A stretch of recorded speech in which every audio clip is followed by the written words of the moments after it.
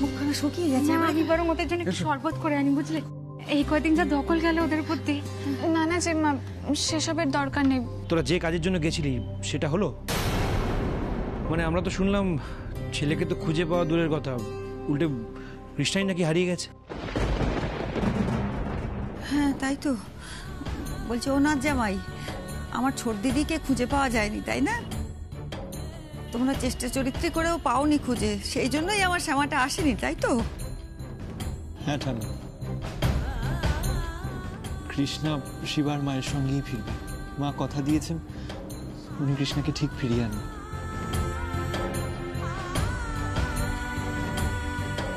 আমি আর সৃজনী একটা বিশেষ কারণে একটু আগেই ফিরে এলাম।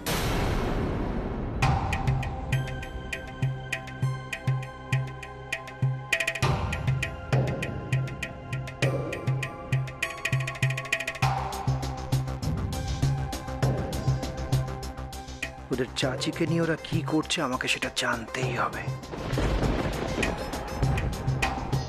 বিশেষ কারণ? তা কি বিশেষ কারণ শুনি? কি রে মুন্নি, তোরা দুজন ওদেরকে ওখানে রেখে চলে এলি কেন? বল আমাদের। মুন্নি, আমি তো শুনলাম তোমরা ওখানে গিয়ে অনেক বিপদে পড়েছিলে। আর কৃষ্ণার কি খবর? বলো, চুপ করে থেকো না, বলো কৃষ্ণার কি খবর? কৃষ্ণা কোথায়? ডোন্ট ওয়ারি মুনি, ওখানে তো কাম্মা আছে, কাম্মা সব সামলে নেবে। আসলে বেনারসে আমরা কৃষ্ণার চাচিকে খুঁজে পেয়েছি, কিন্তু ওনার শরীরের অবস্থা একদম ভালো নয়। হ্যাঁ, কিছু লোক ওনাকে প্রতিদিন ড্রাগস দিত, সেই জন্য ওনার নার্ভাস সিস্টেম উইক হয়ে গেছিল আর ইমিডিয়েট ট্রিটমেন্টের দরকার ছিল। সেই জন্য কাম্মা বলল আমাকে আর অনিরুদ্ধকে ওনাকে কলকাতায় নিয়ে আসতে। ওনার শরীর এতটাই খারাপ, যদি সঙ্গে সঙ্গে ওনার চিকিৎসা না করানো হতো উনি আর বাঁচতেন না। আর উনি না বাঁচলে তো আমরা কৃষ্ণের ভাইয়ের খোঁজও পেতাম না, তাই না?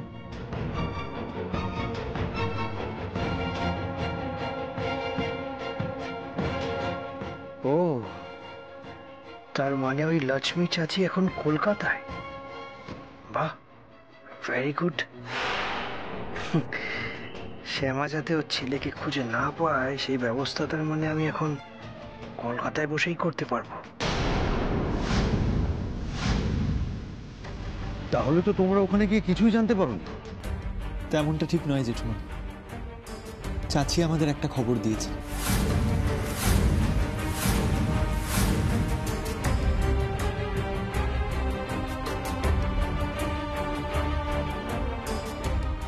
খবর? কি খবর?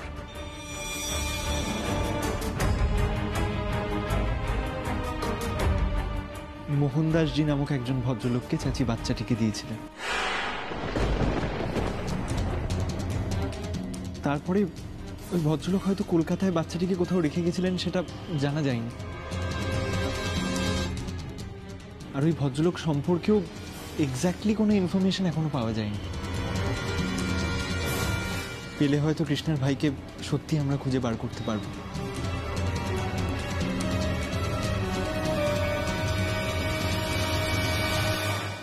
সেসব তো বুঝলাম, কিন্তু কৃষ্ণার এখন কি অবস্থা? মানে পুলিশ কিছু বলেছে? তুমি আসছো শুনে আমরা ভাবলাম কৃষ্ণাকে হয়তো পাওয়া গেছে। পাওয়া যাবে জেম্মা, আর কিছুক্ষণের মধ্যেই কৃষ্ণাকে পাওয়া যাবে। মা ওখানে কিডন্যাপারদের ডেরায় গেছে কৃষ্ণাকে আনতে।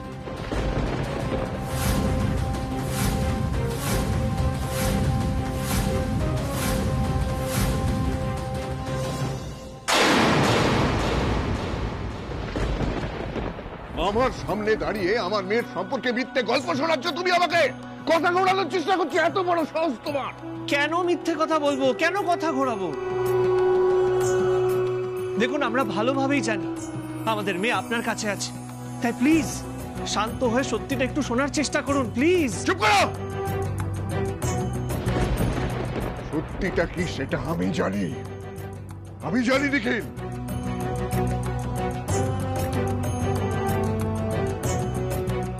আমার ফুলের মতো মেয়েটা আগুনের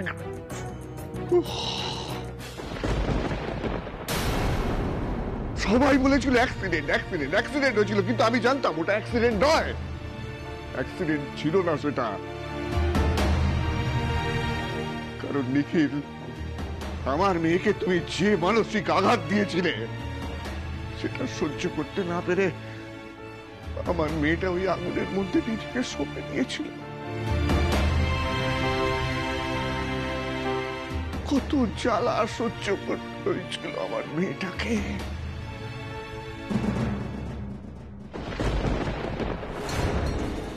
আর আমার সেই মরা মেয়েকে নিয়ে এখনো তুমি মিথ্যে কথা বলছো।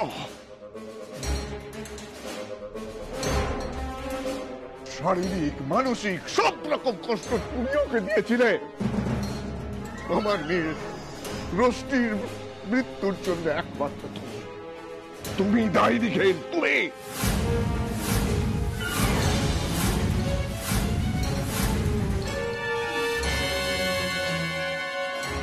মিস্টার চক্রবর্তী, আপনি ভুল করছেন।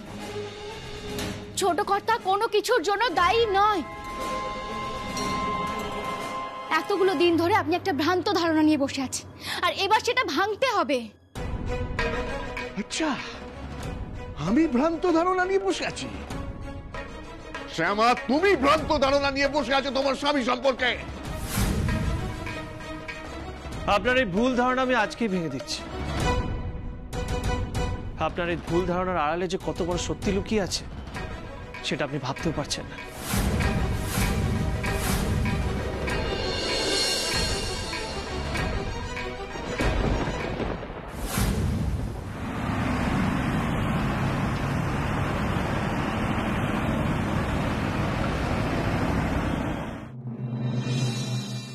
এই এক দোষ আমার মেয়েটার, না এই একটাই দোষ, সারাক্ষণ শুধু একা একা সামলানোর চিন্তা, একা বিপদের মধ্যে ঝাঁপিয়ে পড়বে। ওই সব গুন্ডা বদমাইশদের সঙ্গে কখন একা সামলানো যায়? হ্যাঁ, আর এই শিবা, সেই তো একটা বাচ্চা ছেলে, তাকে কি সামলায় তার নেই ঠিক। পুলিশকে কেন খবর দেয়নি বলো তোরা? আমি তো এটা কিছুতেই বুঝতে পারছি না, বেনারসে কেন কৃষ্ণাকে কেউ কিডন্যাপ করলো? কি চায় ওরা?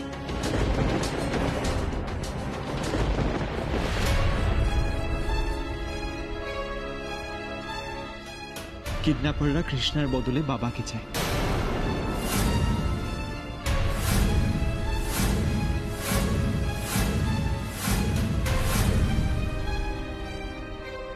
কি একই কথা বললে তুমি না জামাই? আমার নিখিলকে? হ্যাঁ ঠাম্মি, অনিরুদ্ধ ঠিকই বলছে। ওই পাপার শত্রু অমরেন্দ্র চক্রবর্তী লোকটাই কৃষ্ণাকে কিডন্যাপ করেছে, আর এখন বলছে নাকি পাপা না এলে ওরা কৃষ্ণাকে ছাড়বে না।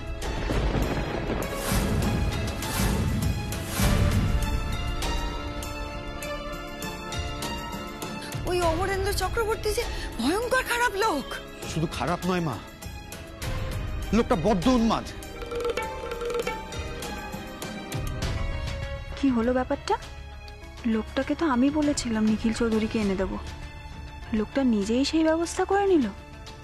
এরপর ওই লোকটা আমাকে সাহায্য করবে তো?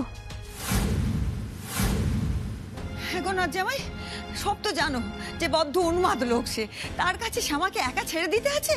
ও এখন যাবে একা একা সামলাবে? শ্যামা, ঠাম্মি, মা একা নেই, বাবাও মায়ের সঙ্গেই আছে।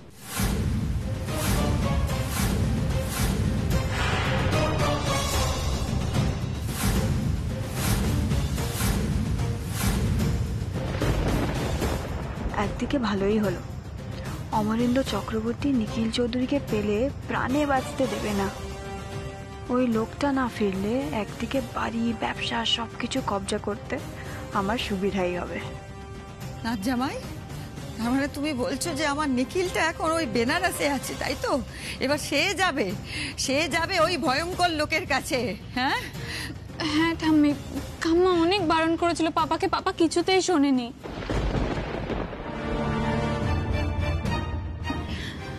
শুনবে না, সে তো শোনার ছেলে নয়। কি সর্বনাশ, কি হবে এবার?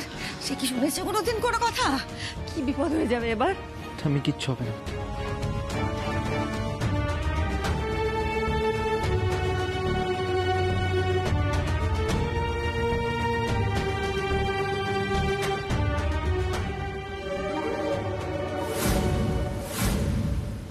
একবার যখন নিখিল চৌধুরী ওই লোকটার কাছে গেছে তখন বেঁচে ফেরা আর সহজ না।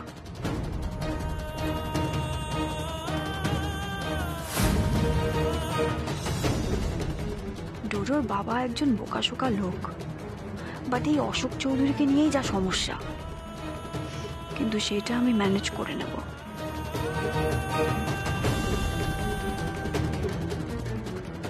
শ্যামা চৌধুরীর বারবারন্তর মূলে বরাবরই থেকেছে ওই নিখিল চৌধুরী। ওই গুটিটা সরে গেলে আমার খেলা অনেক সহজ হবে। বাবা, আর মাত্র কয়েকটা দিন, তারপর আমি তোমার অপমানের বদলা নেবই। শ্যামা চৌধুরীকে পথে বসিয়ে তবেই আমি থামবো।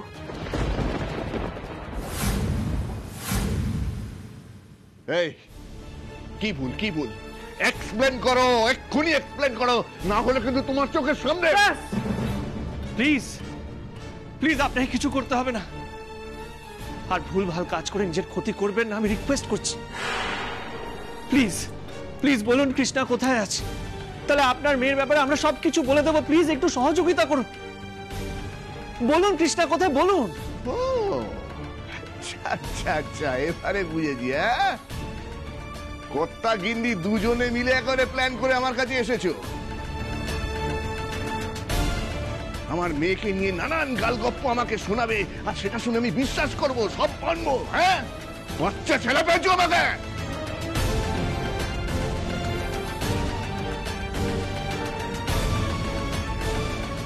শোনো, আমি একজন সন্তান হারা পিতা, যা খুশি আমাকে বোঝালেই আমি বুঝবো না। মিস্টার চক্রবর্তী, আপনি এখনো ভুল বুঝছেন। চুপ, একদম চুপ। বেশি চালাকি আমার সাথে করতে এসো না শ্যামা। তোমরা দুজনে এখান থেকে বেঁচে ফিরতে পারবে না। মিস্টার চক্রবর্তী প্লিজ, একবার একবার আমার কথাটা ঠান্ডা মাথায় শুনুন। দেখুন, আমরা তো ভালোভাবেই জানতাম আমাদের মেয়ে আপনার কাছে আছে, এই জায়গাটার লোকেশনও আমরা জানতাম। আমরা তো পুলিশের হেল্প নিতে পারতাম না বলুন? নিজের মেয়েকে রেস্কিউ করার জন্য 100টা প্ল্যানিং করতে পারতাম, কিন্তু করিনি। কেন করিনি সেটা একটু বোঝার চেষ্টা করুন প্লিজ। আপনাকে পুলিশে ধরানোর 100টা উপায় ছিল আমার কাছে।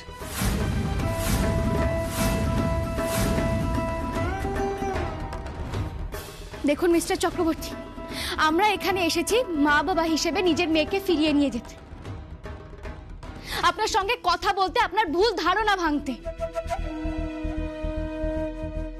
কিন্তু কিন্তু তার আগে আমরা আমার মেয়েকে দেখতে চাই। আমরা আমাদের মেয়েকে দেখতে চাই। আমার মেয়ে সুস্থ আছে কিনা, ভালো আছে কিনা সেটা দেখতে চাই। মিস্টার চক্রবর্তী, আমার মেয়ে কোথায় আছে ওকে এখানে নিয়ে আসুন। ওকে এখানে নিয়ে আসুন mister Chakraborty.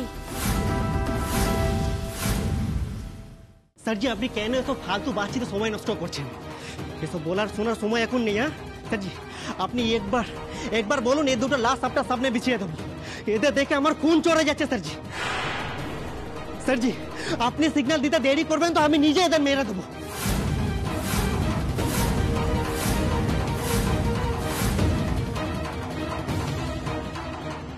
Mister Chakraborty please, আপনি শিক্ষিত মানুষ, নিশ্চয়ই 2 পয়সার গুন্ডার কথা আপনি শুনবেন না। ফিরিয়ে দিন আমাদের মেয়েকে, আমাদের কাছে ফিরিয়ে দিন প্লিজ। ফিরিয়ে দিলাম, আর তোমরা কর্তা গিন্নি নিজেদের মেয়েকে নিয়ে ড্যাং ড্যাং করে চলে যাবে। আর আমার মেয়ের কি হবে? সে সুবিচার করে পাবে। যার জীবনটা শেষ হয়ে গেল, নষ্ট হয়ে গেল, তার প্রতিশোধ আমি কি করে নেব তাহলে?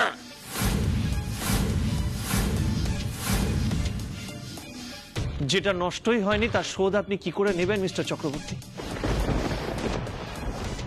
আমাদের মেরে ফেললে কিন্তু আপনি আপনার মেয়ের ব্যাপারে কিছু জানতে পারবেন না। তাই প্লিজ আমাদের মেয়েকে আমাদের কাছে ফিরিয়ে দিন, আর আমরা কথা দিচ্ছি আপনার মেয়েকে আপনার কাছে ফিরিয়ে দেবো। ফিরিয়ে দেবো, ফিরিয়ে দেবো, ফিরিয়ে দেবো, কনস্ট্যান্টলি তুমি মিথ্যে কথা বলছো আমাকে। একটা অসম্ভবকে সম্ভব করে গল্প বানাচ্ছো আমাকে। আপনার সামনে দাঁড়িয়ে এরকম একটা বিষয় নিয়ে কেন গল্প বানিয়ে বলবো বলুন তো? আমাদের কথাটা শুনুন, আগে আমাদের মেয়েকে এনে দিন, তারপরে। দাঁড়াও স্যার, মিস্টার চক্রবর্তী একটা কথা শুনে নিন, তাহলে হয়তো কৃষ্ণাকে ছাড়তে আপনার সুবিধা হবে। আপনার মেয়ে রশ্মি চক্রবর্তী মরেনি, জীবিত আছে।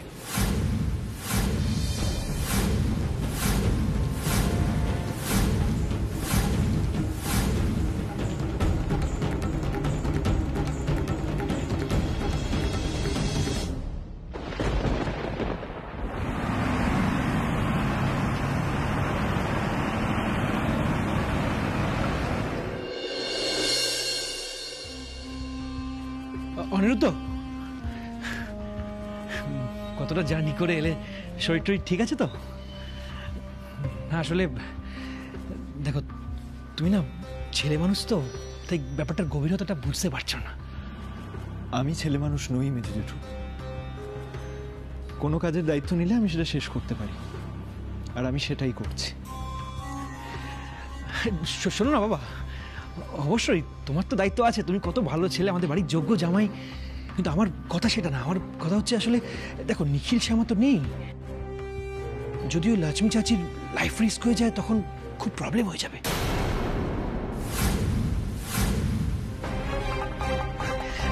তাই জন্যই বলছিলাম আর কি, মানে আমরা তো বাড়ির বড়, তুমি আমাকে বলতে পারো, হ্যাঁ ওনার তো সিকিউরিটির ব্যবস্থা করাটা দরকার, তুমি আমাকে বলো, আমি সিকিউরিটির ব্যবস্থা করছি।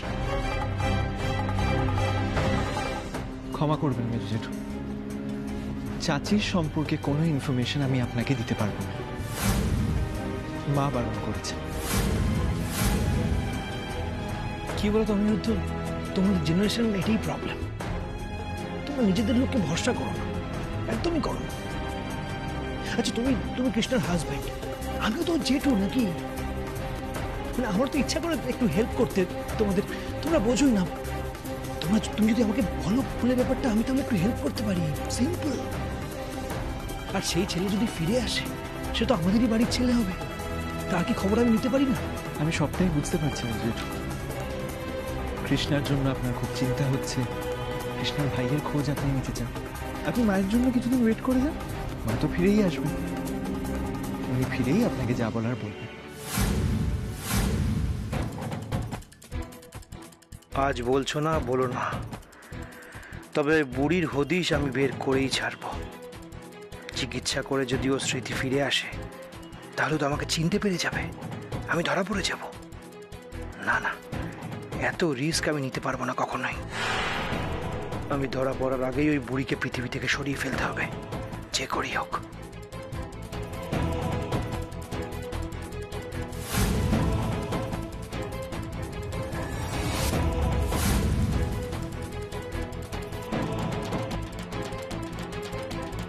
মাকে জানাতে হবে, মেজো জেঠু চাচির ঠিকানা জানার জন্য খুব আগ্রহী, কিন্তু মায়েরা এখন কোথায়? ওনারা কি কৃষ্ণার কাছ অব্দি পৌঁছতে পারলেন? খুঁজে পেলেন কৃষ্ণাকে? কি কি বললে? আমার মেয়ে বেঁচে আছে? রোশনি, আমার মেয়ে বেঁচে আছে? হ্যাঁ মিস্টার চক্রবর্তী, নিখিল চৌধুরী কোনোদিনও মিথ্যে কথা বলে না।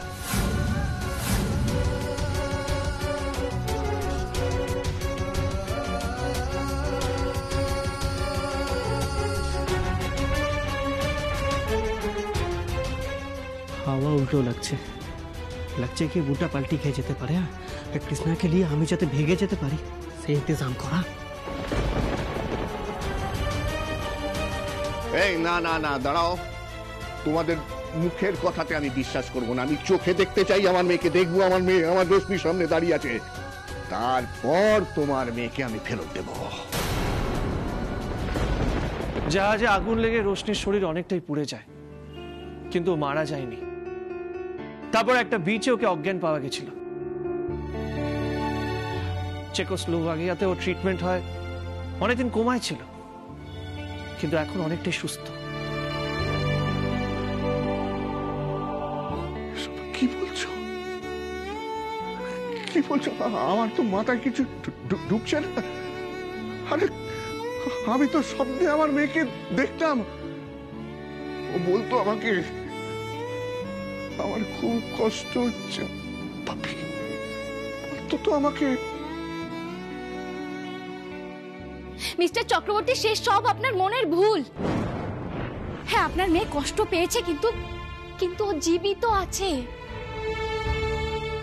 আপনি কি ভেবেছিলেন আমি নিজের পরিবার ছেড়ে, নিজের স্ত্রীকে ছেড়ে, ছেলে মেয়েকে ছেড়ে, নিজের মাকে ছেড়ে পালিয়ে গেছি প্রাণের ভয়? আমার স্বামী এতটা ভীতু নয়। শুনুন, একটা সোর্স লাগিয়ে আমি আপনার মেয়ের ব্যাপারে জানতে পেরেছিলাম, তারপর ওর ব্যাপারে জানতে পারলাম, তাই এখন ওকে এই দেশে ফিরিয়ে এনেছি আমি।